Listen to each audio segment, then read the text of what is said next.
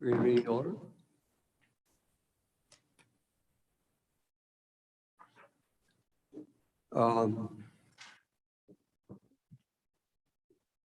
We already approved the minutes of January 11th meeting, right? No, approve this. That was last month. We need to approve this. Okay. All right. I move we approve the minutes from January 11th. I'll second. Any discussion? All in favor, raise your right hand. Okay. Accepted. Old business. All right. The first item under old business is TMS number 12906160014, 323 Renault Boulevard, Zone PUD Plan Development District, owned by Francis Jean Pinion. Variance request to increase the permitted maximum lot coverage from 35% to 37% for the construction of a patio with cover and driveway expansion. Decrease the side setback for an accessory structure from 5 feet to 1 foot.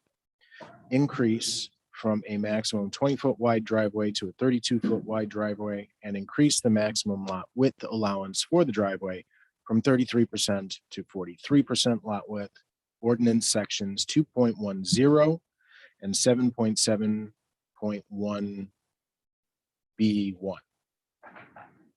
Now, this was at our January 11th meeting where you chose to defer making a decision on it due to some questions concerning lot coverage and a direction to staff to look into ways to address impervious surfaces within the town of Somerville to try to mitigate some of the number of variances that are being brought before the board, as well as provide ways for homeowners to be able to meet the requirements within the code. So after discussion with the engineering department, as well as looking at some of the information provided by the applicant at the last meeting, I did look at that, the ICPI website for some standard specifications, et cetera. Our public works director did come up with a recommendation to do an amendment to our stormwater manual, which is referred to in our stormwater ordinance. And that is what we use to direct our reviews for stormwater, impervious surfaces, et cetera, for commercial and residential development. The general recommendation is to give credit for the use of pervious pavement that meets certain specifications of up to an 85% allowance. So to put it into round numbers, if there's 100 square feet of paving and it's installed per this requirement, only 15 square feet would count as impervious. So it would go a long way, as long as it's made and installed properly, to allowing people to have the appropriate amount of surface that they're looking for. They would also include a requirement for some form of mitigation.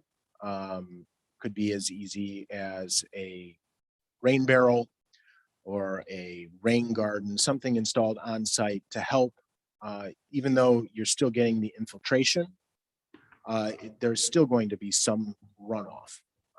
And we'd like to see some of that captured and kept on site as opposed to just contributing further. So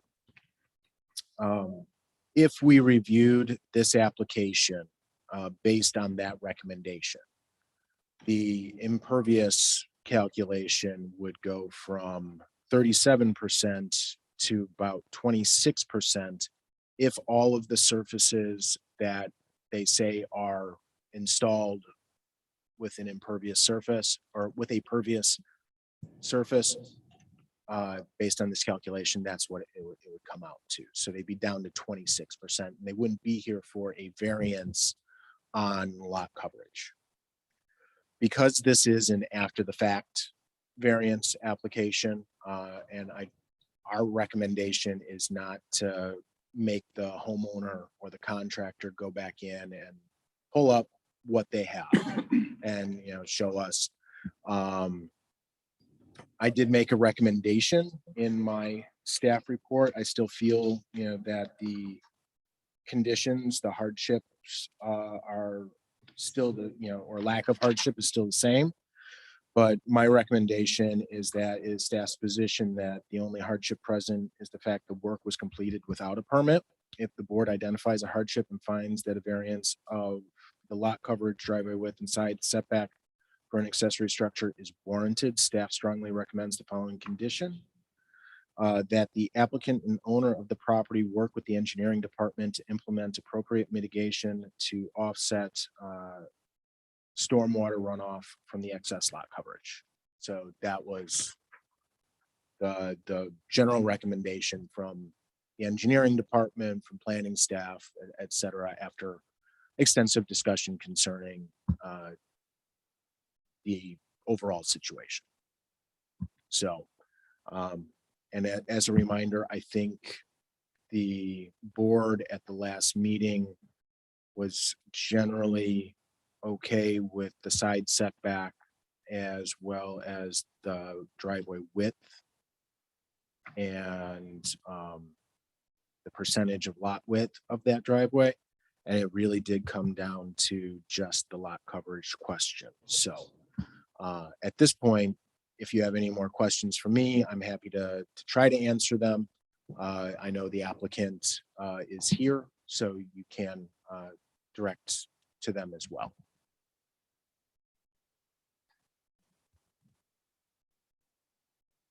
I have a question. The structure has a roof on it, correct?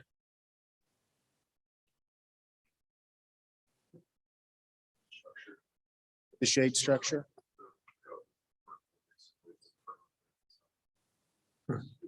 So that means that it's non-permeable, that whole thing, correct? Right. That's right. Okay.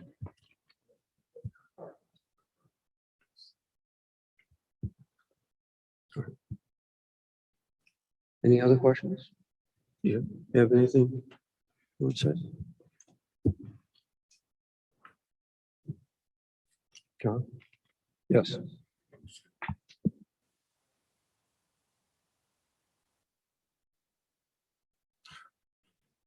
I move that we grant the variance with the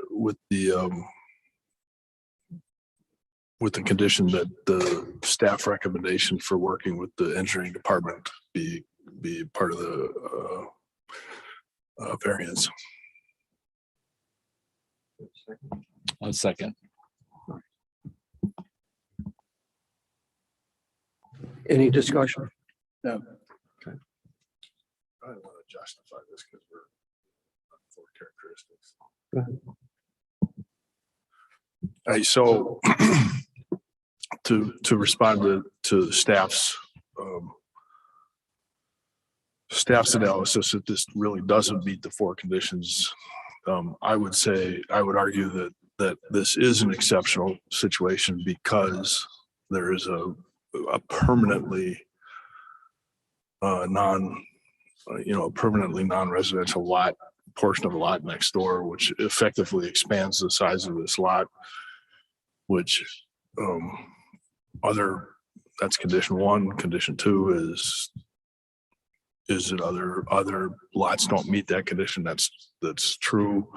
Condition three is it restricts usability, and I'd say given that situation that not granting the variance would be unreasonable restriction of the use. And four would be, would this cause any harm to any other neighbors? And I don't believe so. It certainly didn't appear so. So I think we've met those four conditions. Any other question I have is what effect does that roof have? It's 144 square feet. So even if, if we're using that calculation, and everything else is calculated based on that, it would not exceed the lot coverage requirement. It brought it down quite below that. So just based on that, I would say that we, without doing the math, I know that there was a significant gap between where they were at when we used that 15% versus where we were at with it all impervious. So, Thank you. Any other questions? Okay. All in favor of approving the request? Four. Thank you. Thank you. Pass. Yeah. Any other discussion? Any other business? There was no new business. There's nothing under miscellaneous. Next item would be to adjourn. Okay. I appreciate your patience and everything, and I think it has going to have some impact on the future by getting this worked out. Okay, so thank you. All right. Okay, all in favor to adjourn? Nate, bye. Thank you.